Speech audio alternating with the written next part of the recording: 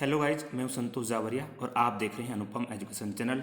हमारे चैनल पर आपका हार्दिक हार्दिक स्वागत है। इस वीडियो के अंतर्गत हम आपको हायर सेकेंडरी मुख्य परीक्षा 2022 के क्लास 12 के अर्थशास्त्र के प्रश्न पत्र के आंसर बताने जा रहे हैं। तो आप अपने प्रश्नों के आंसर मिलाइए और चलते हैं सीधे प्रश्न की ओर, जहाँ पर पहला प्रश्न आपका जो विकल्प से है संबंधित है, जिसमें पूछा गया है कुल उपयोगिता जब स्थिर होती है तब सीमांत उपयोगिता होती है तो वो कितनी होती है? 0 होती है। अगला क्वेश्चन है एक फर्म का उत्पादन फलन इस पर निर्भर करता है, तो आगतों एवं निर्गतों में संबंध पर निर्भर करता है, यानी इसके ये फंक्शन होता है, फलन होता है।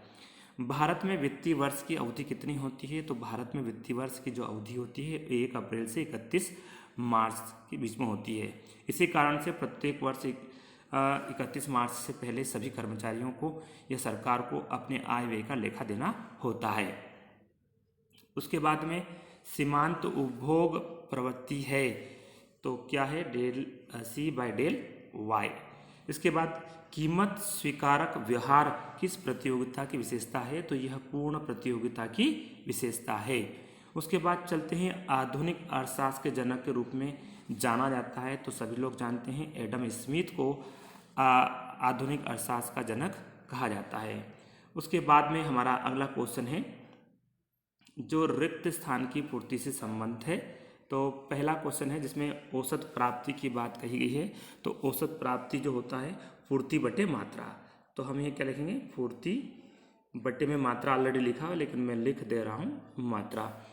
उसके बाद में अगला क्वेश्चन है किसी वस्तु अथवा सेवा की सरकार द्वारा निर्धारित कीमत की ऊपरी सीमा को कहते हैं, तो उसे ऊपरी कीमत कहते हैं। ध्यान ना, इसमें क्या लिखना पड़ेगा?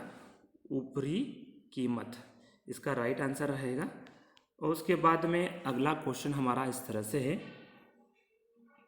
पूर्ण प्रतियोगिता में प्रत्येक फर्म वस्तु का उत्पादन एवं विक्रय करती है, तो क्या करती है? समान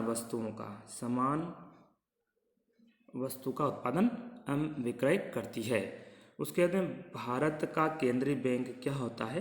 तो उसे कहते हैं RBI, या तो आप RBI लिखें या रिजर्व बैंक ऑफ इंडिया लिखें, एक ही बात है। या बैंकों का बैंक, इसे रिजर्व बैंक भी कहते हैं या बैंकों का बैंक कहते हैं।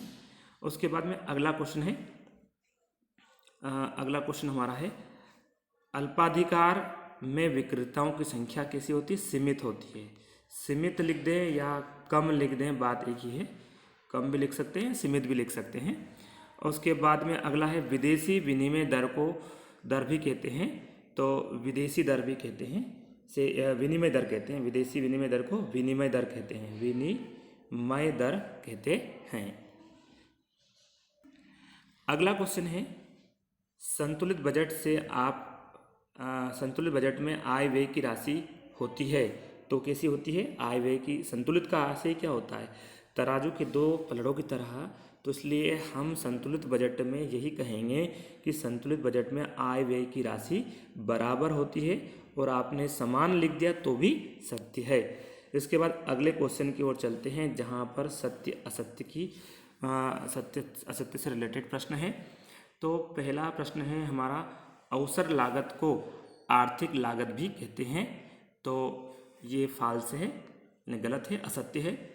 और अगला है वस्तु एवं सेवा कर एक राष्ट्र एक कर एवं एक बाजार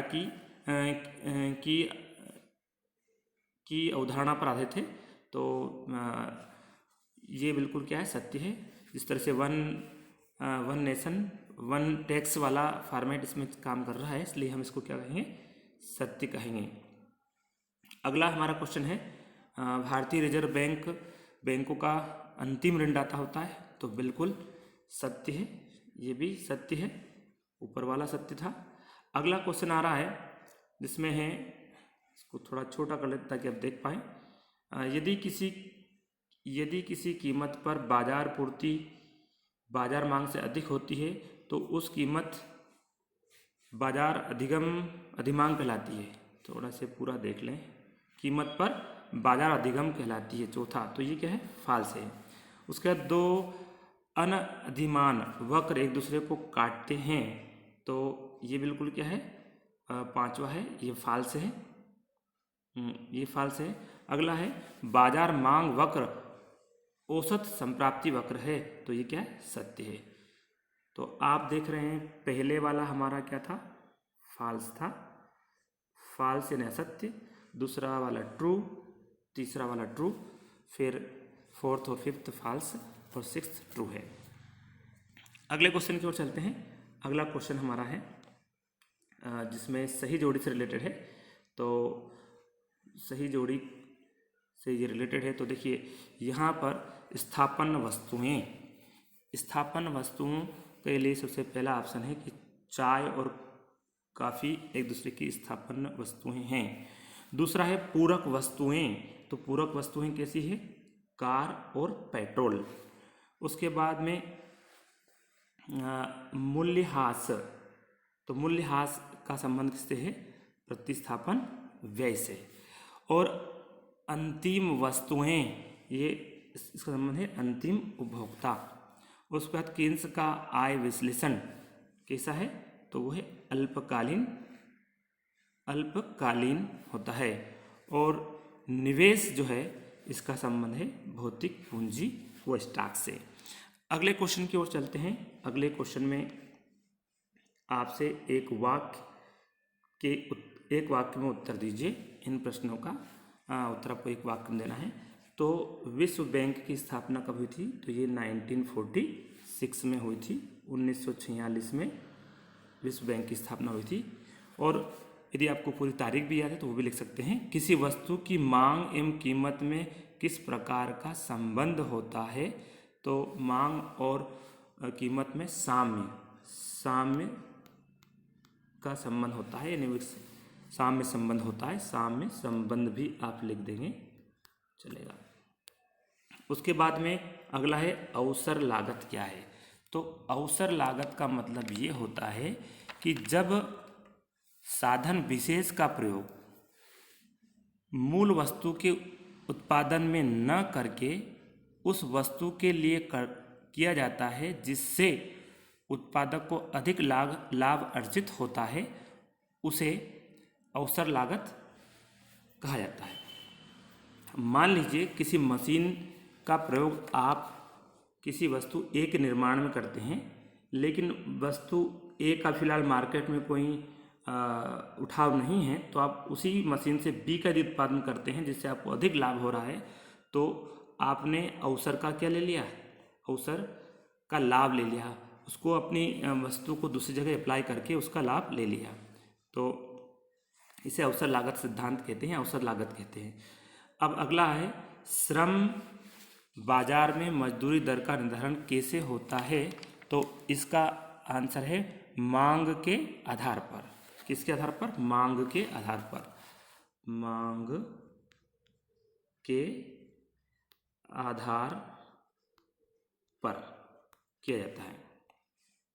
अगला है समष्टि अर्थशास्त्र के कितने प्रमुख क्षेत्र हैं। तो समष्टि अर्थशास्त्र के 4 प्रमुख क्षेत्र हैं, जिनके नाम भी आप लिख सकते हैं। अगला है प्रत्यक्ष कर में कौन से कर शामिल होते हैं। तो प्रत्यक्ष कर में एक तो आयकर सम्मिलित होता है, और दूसरा है प्रॉपर्टी टैक्स या संपत्ति कर भी बोल सकते हैं, या प्रॉपर्टी टैक्स बोल सकते हैं। और उसके बाद में है पूंजी लब्धि टैक्स, पूंजी लब्धि टैक्स, इस तरह से। अगला है प्रभावपूर्ण मांग की अवधारणा किसने दी। तो प्रभावपूर्ण मांग की जो अवधारणा दी थी वो किन्स ने दी थी। किसने दी थी, किन्स के द्वारा प्रभावपूर्ण मांग प्रस्तुत की गई थी। इसके बाद में इस चैप्टर में कुछ अन्य प्रश्न इस प्रकार से हैं जिन्हें आप देख सकते हैं। हमारे इस वीडियो को देखने के लिए आप लोगों का बहुत बहुत धन्यवाद साथियों। जय हिंद, जय भारत।